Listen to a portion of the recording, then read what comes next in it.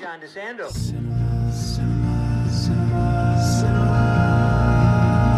Classics, let's go to the movies and share some popcorn, soda pop with our friends. Turn off our cell phones and get away.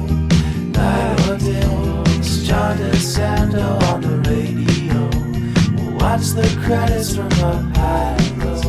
Cinema Classics on NPR.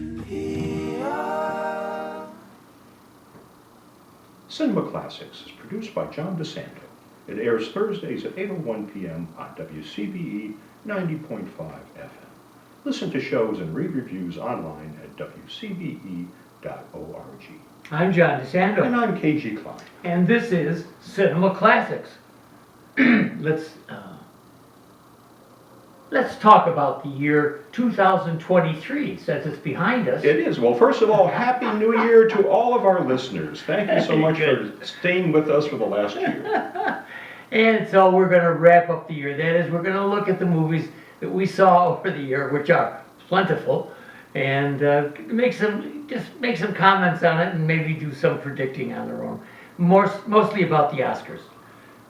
Ken, lead off. Well, okay, this is the first year in 10 years that I think the best movie of the year was an animated movie. I thought that in 2013 with Frozen, and now it's 2023, and I think the best movie of this year was Spider-Man Across the Spider-Verse. and I went and looked at it at your recommendation, and you're right, it's a very good film. For me, it wasn't the best film of the year, but it ranks up there, so you are right. Yeah. So what was your favorite film of the year? What do you think was this year's best film? You know, I like this year because I'm having difficulty. There's no big one out there I'm saying, nobody will ever beat that. My favorite, that's a great question because there's two ways of looking at this. What do you think will win the Oscar, and which one did you like the best? Yes. I will tell you which one I liked the overall best, I appreciated the most, was The Killers of the Flower Moon. An excellent film, and certainly going to be an Oscar nominee. Yeah. You're going to see a lot of nominations coming out of that movie. I know. And the one I think may get it, and I think there are two. I think there are two that are possibilities. I think Barbie, correct. I think there's a lot of reason why. And I would agree with that. Yeah. If I had to guess at this point which film is going to win Best Picture, I would go with Barbie. But I think it's very possible that Oppenheimer will get it. Oppenheimer is the runner-up. I know. It's going to come down to the wire, but one of those two films will probably take home the Oscar. Right. And what is it about Oppenheimer? Oppenheimer is a wonderful biopic. Biopics have a tendency to do very well at the Oscars. He's a complicated character. The movie is very cleverly filmed.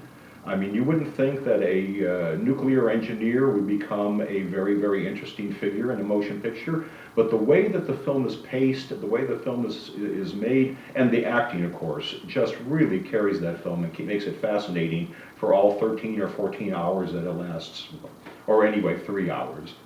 Yeah. I have some others in that.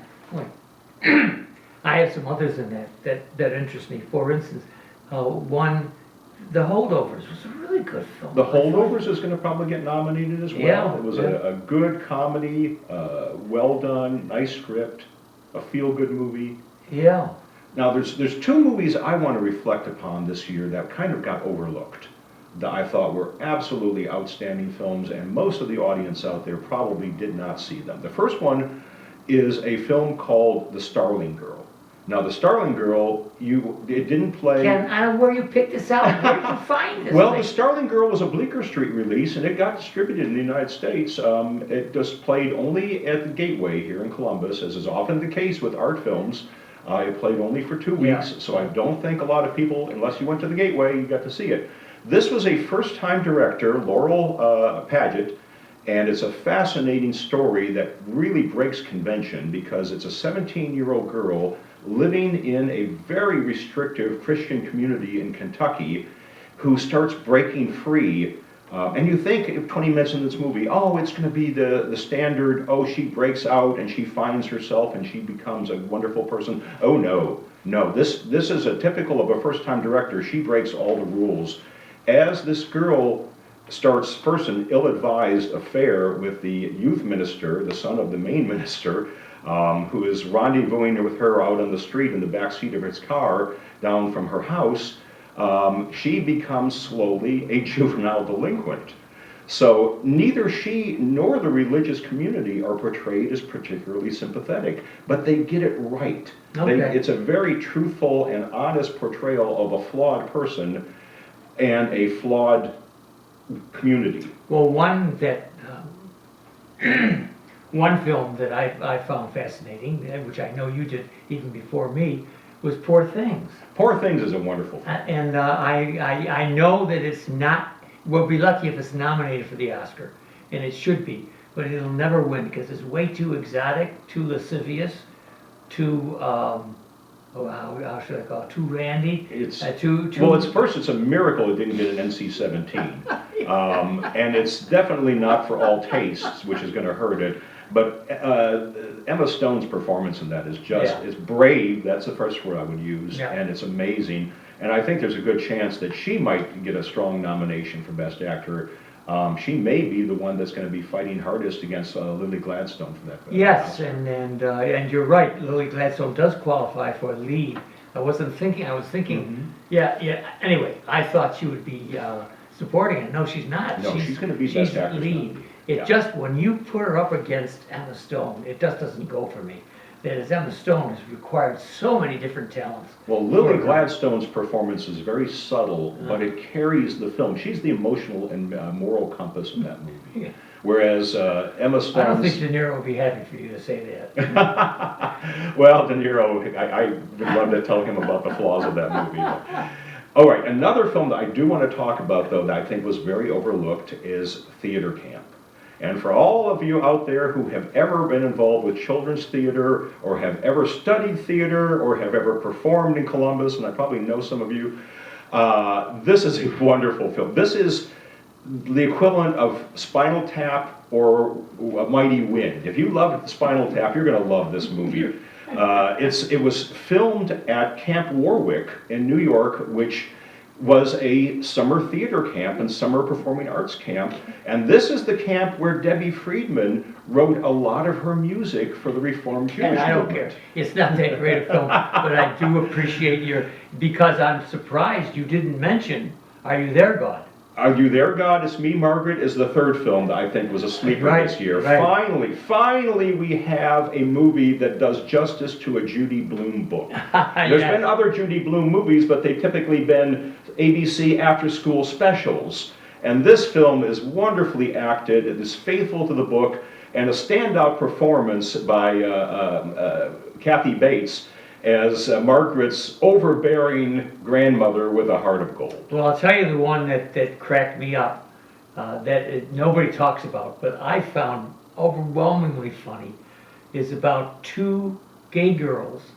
Bottoms. Seniors. Oh, yes. Seniors in high school. I mean, just two gay girls as the leads. As the leads, and it is an unashamedly over-the-top comedy about these two lesbian high school girls who form a fight club in order to attract the attention of the hot girls. And I love how this movie does not make the LGBTQ angle the focus of it so much as just getting the person you're interested in, getting their attention. Yeah, I think for bridging that gap, Yeah. where a lot of conservative people will say, what? We are They're seeing lesbians?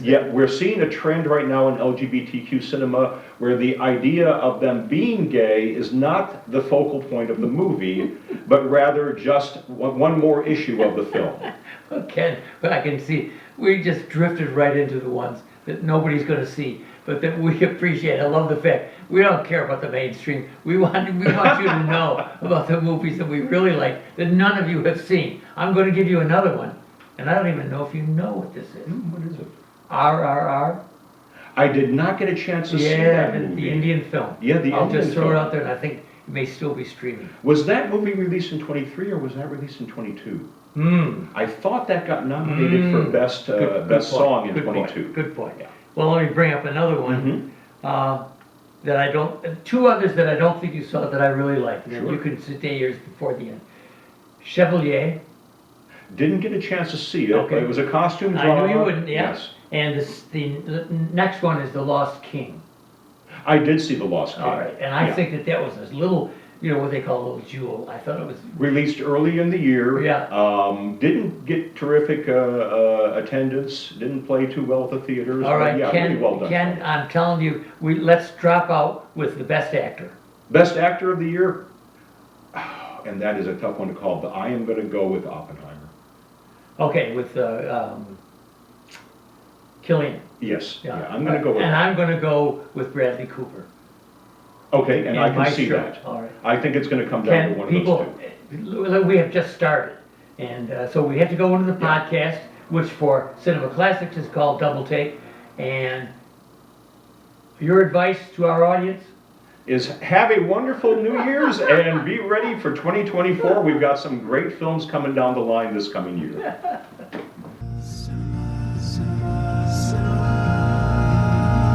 Classics, let's go to the movies and share some popcorn, soda pop with our friends. Turn off our cell phones and get away. Night or day, it's John DeSando on the radio. We'll watch the credits from up